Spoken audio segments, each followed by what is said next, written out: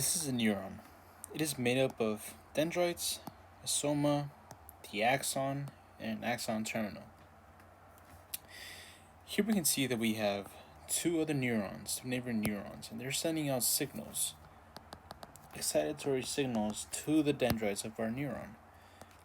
Our neuron is then able to convert those signals into electrical activity where they both reach this little area called the axon hillock. At the axon hillock, there's a lot of sodium channels ready to be opened.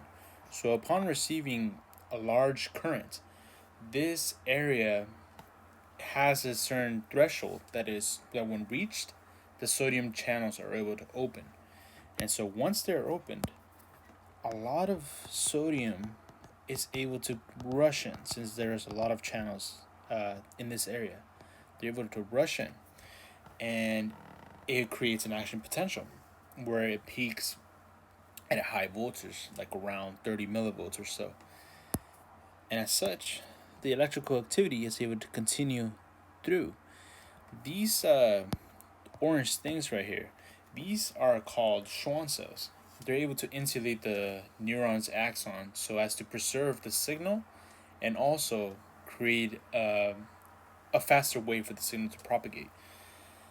However, there are these little areas in between these Schwann cells, and these are called nodes of Ranvier, where sodium is able to enter through sodium channels so as to prevent the signal from dissipating and therefore maintaining the signal as it started.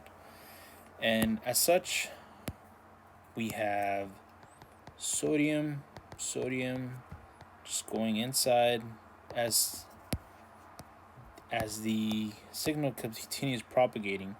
We just get a bunch of sodium coming in at every turn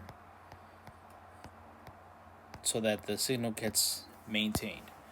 And upon reaching the end, the signal continues propagating through to these other channels. These specifically are calcium channels.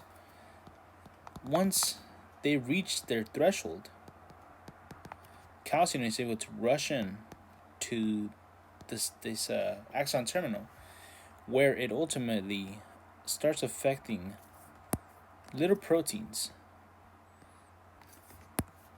Let's keep in mind that at every axon terminal, we always have synaptic vesicles with neurotransmitters in them. And upon the calcium reaching for that protein in turn, it's able to grab onto this synaptic vesicles and bring them out of the axon terminal. So same thing with this one. It grabs it and then brings it out.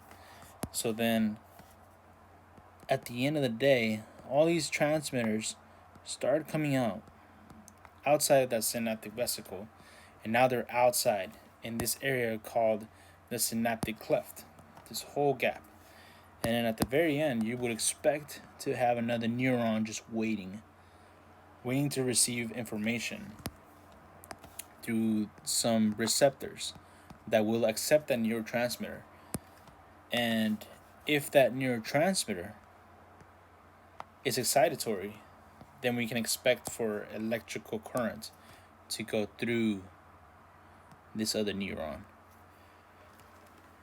This little process is going on through your head right now. It's quite fascinating.